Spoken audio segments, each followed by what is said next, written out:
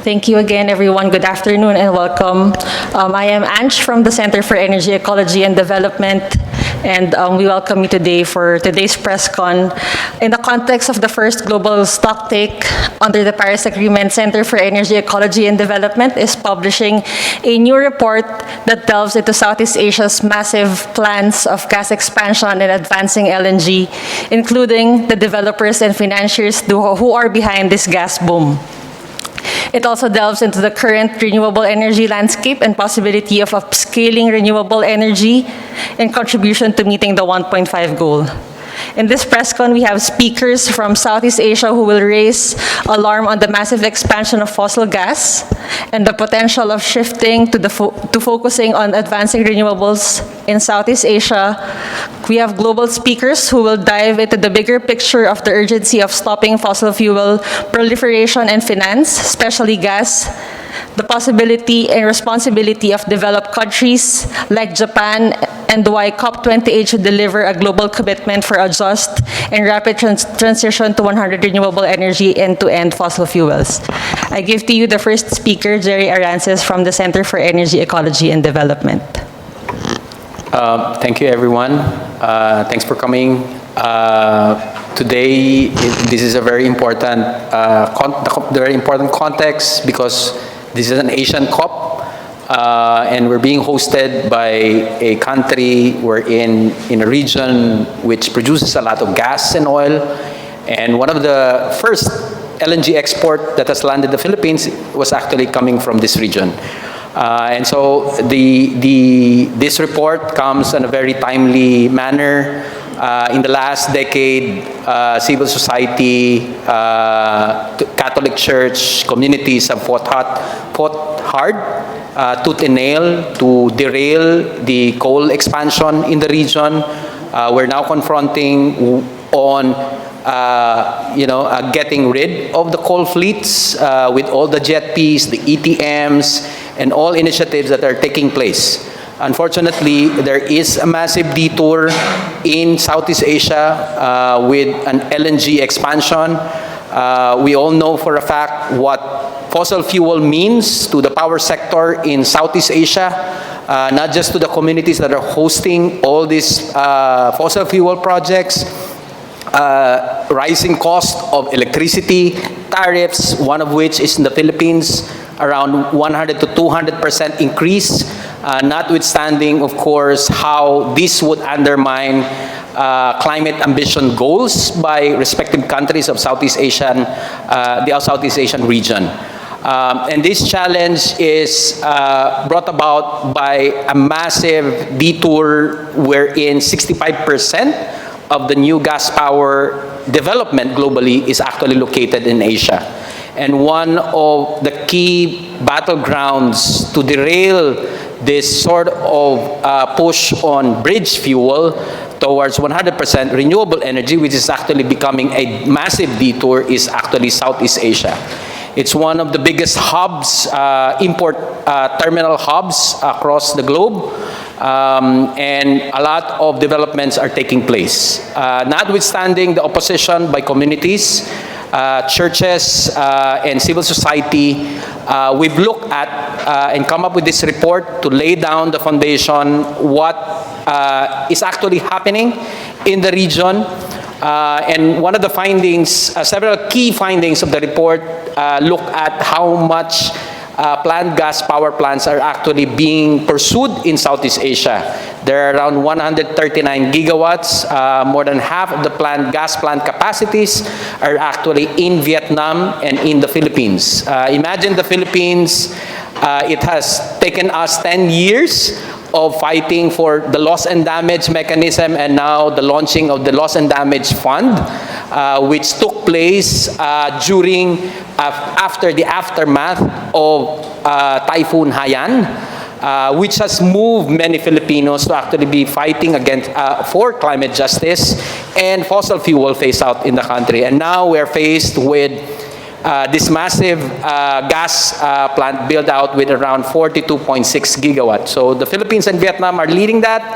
A total planned LNG import terminal capacity in Southeast Asia is 96.3 MTPA, led as well by Vietnam and the Philippines. and then 2 export terminals by Indonesia, which basically we're glad to have Sigit here to talk about what's happening in Indonesia. And there are a lot of investors that have poured in support of this massive expansion of gas plants and terminals in Southeast Asia. The good part of this, as we look at the whole context of Southeast Asia, is that despite the massive gas expansion, there is massive renewable energy plans that have been approved and are being pursued in the region. Around 328 gigawatts of total renewable energy projects are actually on its way. So we're seeing a situation wherein gas is basically elbowing or a detouring away from what is actually really happening in the region with renewable energy. And in relation to that, it undermines several climate targets, whether that is net zero or methane pledge signing of several countries in the region, or as well as the nationally determined contributions. We look at all the countries, and in terms of the overall plans, mainly dependent on fossil fuel, this will undermine climate goals vis-a-vis the region. The renewable energy target is mainly dependent on wind and solar. So those are the key highlights of the data that we've crunched and we've come up with for the region. On financing, most of the players are actually on both renewable energy and gas built out in the region. There are several Japanese financial institutions, including JBIC, and GFAN signatories, including that of the commercial banks in the US and Europe. So these are several banks and financial institutions that are involved on both fronts. So their signatories to GFANs would actually be very critical in terms of dissuading or persuading most of these financiers to actually, pour in more funds into renewable energy targets and projects in the region. And lastly, would just like to flag the report. You can download it and you can look at the details. It can be downloaded at our website, seedphilippines.com. And I'll let my colleagues, touch on several aspects of the issue at hand. Thank you. Thank you, Jerry. And the next speaker from Indonesia, Sigit from the People's Coalition for the Rights to Water. Thank you. My name is Sigit. I'm working with KRUHA, People's Coalition for the Rights to Water, and part of Don't Gas Indonesia network. Just want to highlight what Kerry already spoke, that Indonesia has been an important player in the region regarding the fossil fuels industries. Indonesia has been decades to exporting and using fossil gas to facilitating the cooperation, international and national cooperation. So in Indonesia, despite all the or working hard, obeying all the commitment they pledge to tackle the climate crisis, the extractive ruling regime keep continuing to expanding and planning to facilitating fossil gas corporation like PP. They have a new train in Bintuni Tangguh, and like in other corporation like Samsung. And in the past we already know that ExxonMobil exploiting the fossil gas field in Lok Sumawe, that couple of years ago there's a issue against ExxonMobil oil in US also, and so the business is keep right now is keep running.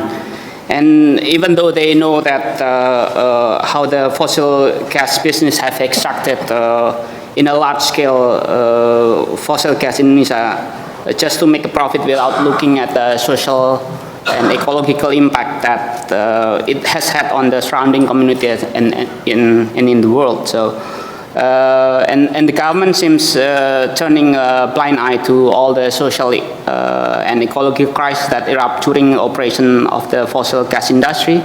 The communities run the projects in Indonesia, for example, in Bintuni, Papua, or in Lok Sumawe, Aceh, or recently in Karawang, West Java, have suffered because of eviction violence acts and all the damages in their living space, water pollution, air pollution, noise pollution, and other, and their livelihood. So. But however, the resistance from the communities to this business chain is growing. The communities in Bali, in Karawang, right now are more aware about the impacts of the fossil gas business in their living space and how it damages the world relating to the climate crisis. And fisher folks, communities, peasant, indigenous, customary communities, and other communities are increasingly aware that the impact of the fossil gas business on the environment and the future of their livelihood must be stopped. So, thank you. Thank you, Sigit. For the next speaker, we have Hiroki Osada from the Friends of the Earth, Japan. Thank you, Ange. I'm Hiroki Osada from Friends of the Earth, Japan. Nice to meet you all.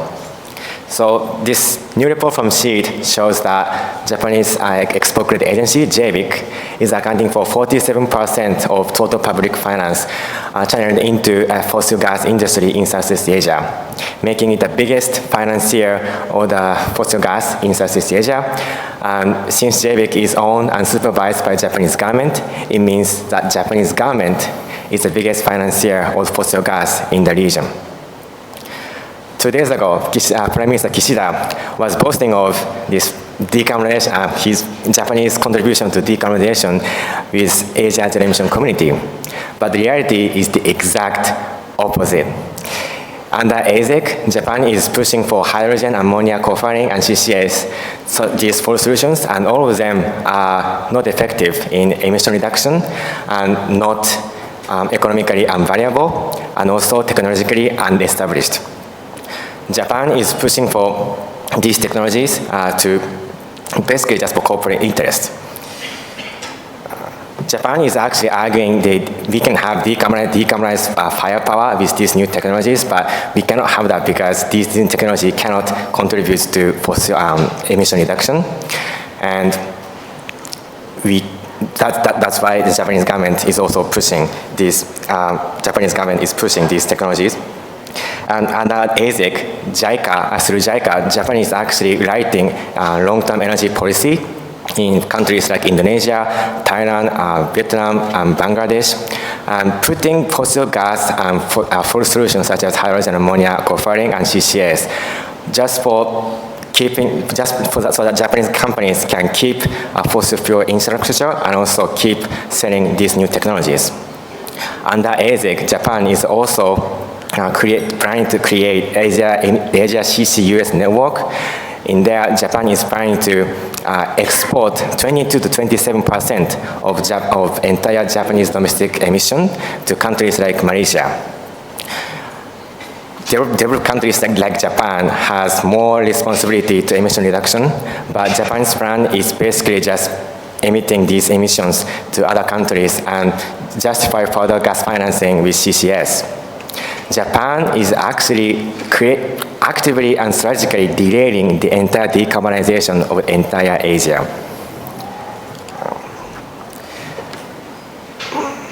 So I'd like to just conclude my brief comment by just calling your attention to the fact that Japan's real problem is not just about the super late fossil fuel phase out domestically, but it's also about how Japan is strategically and actively delaying the decarbonization and also fossil fuel phase out of the entire Asia, and how Japan is actually covering it with greenwashing mechanism that is called Asia Zero Emission Community.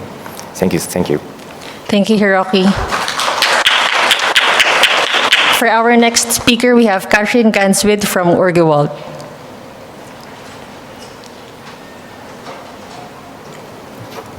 Hello, I was asked to talk a bit about global gas and oil financing. As Urgewald, we did a report on the investments in oil and gas companies, and we found, despite it's already clear that this should not be our trajectory, we are still investing more than $2 trillion in oil and gas companies. We did another joint report, including also CEED and the Rainforest Action Network on the global financing from banks in oil and gas. We had different focus areas there. The gas-fired power is only going to come next year, but we looked at LNG, and of course the LNG export and import build-out is connected to the gas-fired power build-out. And here we see some of the biggest bankers include, of course, the known US banks, but as well Mitsuho as one of the biggest banks financing LNG build-out, and includes, for example, financing JERA, who's also building out gas-fired power plants in countries like Bangladesh, Vietnam, and of course Japan. We see that there's no policies of banks or investors which are curbing the expansion of the gas build-out. Yet there's a few good policies on oil and gas expansion from French asset managers and asset owners, but globally there is no restrictions for any banks and investors financing the gas build-out. So far they're all stuck with coal. Thanks. Thank you, Katrin. For our last speaker, we have Zipporah Berman from Fossil Fuel Non-Proliferation Treaty. Thank you. The science is very clear. If we're designing policy and agreements to align with a 1.5 degree goal, that means no new projects. It means no new exploration. It means no new financing of fossil fuel projects, including gas, not just in Southeast Asia, but anywhere in the world. The fact that we have the investments that you see in these reports and you heard from today being done in Southeast Asia, being pushed and financed by countries like Japan, while they're here talking about meeting our climate targets, is absolutely absurd. The data released just a month ago by the United Nations Environment Programme and Stockholm Environment Institute in the Production Gap Report shows that we're currently on track to produce 110% more oil, gas, and coal by 2030 than can ever be burned if we want to stay to our target of 1.5 degrees. In fact, we already have enough oil, gas, and coal on the surface of the planet or under construction to take us past 2 degrees. Why are we using our financial capital, our political capital, our intellectual capital to build the stuff that we know we can't burn, or it will burn us? According to the emissions gap report just out, we're on track for a 2.5 to 2.9 degree warming. I know we use strong words a lot, but this is catastrophic. As the former minister for the Maldives, Amanath Shana, warned us 2 years ago at COP26, even 2 degrees is a death sentence. 2 degrees is a jump from 14% to 37% of the world's population experiencing extreme lethal heat. This year, 5 million people lost their lives on the planet from lethal heat alone. It's a jump from 70% to 99% destruction of coral reefs, which are critical to ocean health and food security for millions, of course, including in Southeast Asia. The emissions gap report is clear. The world must cut emissions by 45% by 2030 to stay within our goal of 1.5 degrees. To do this, we need to cut supply now.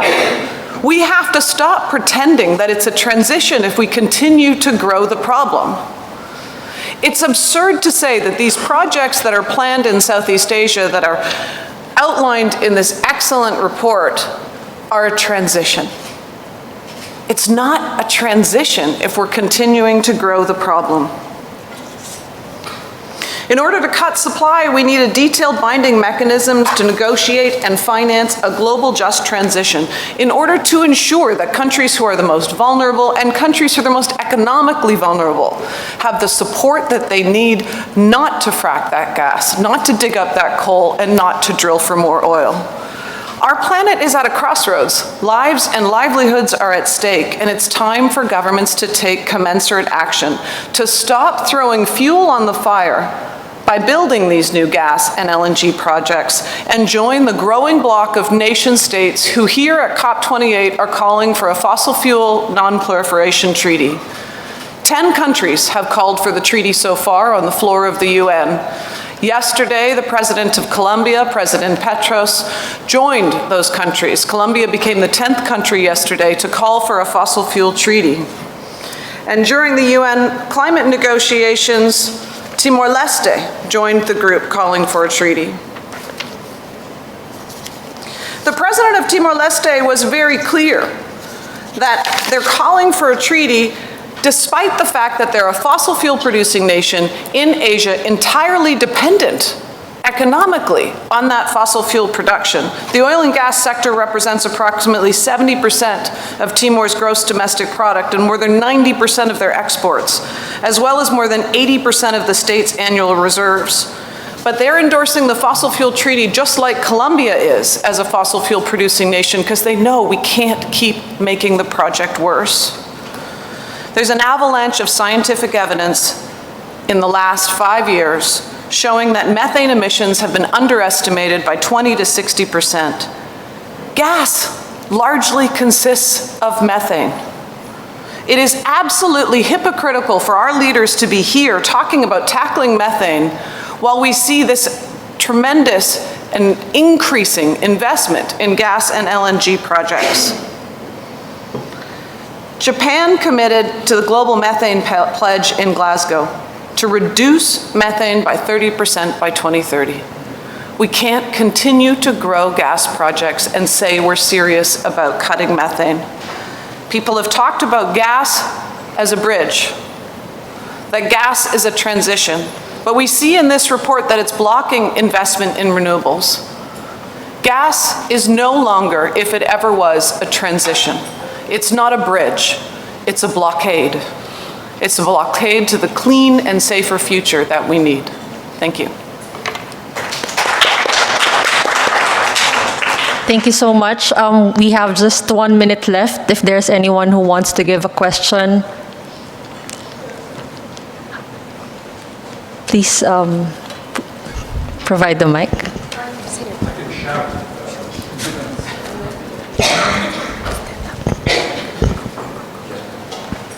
Very much. I'm David Stanway from Reuters, and I just wanted to get your thoughts on this. Okay, sure. So there was so much fanfare yesterday. There was a pledge by 50 oil and gas companies to decarbonize, to be net zero by 2050, and I just wondered if any of you were in any way encouraged by this, or if you think this is a pledge that should be taken seriously. Thank you. Just one quick very reaction because it's no time left. We have no time left. We're asking to be leaving the venue already, but we're open to discuss it outside. I'm so sorry. One sentence? Yeah, go ahead, please. And then As long as these companies are continuing to expand new projects, they are not serious about net zero. We saw that in the UN high-level expert report on net zero when they looked at companies' plans. We've seen that in all of the reports this year that are showing that we're completely off track for net zero targets. If they're expanding CapEx into new projects, they're not serious about their net zero targets. And even the IEA downgraded carbon capture and storage projections this year because it's not working. Thank you.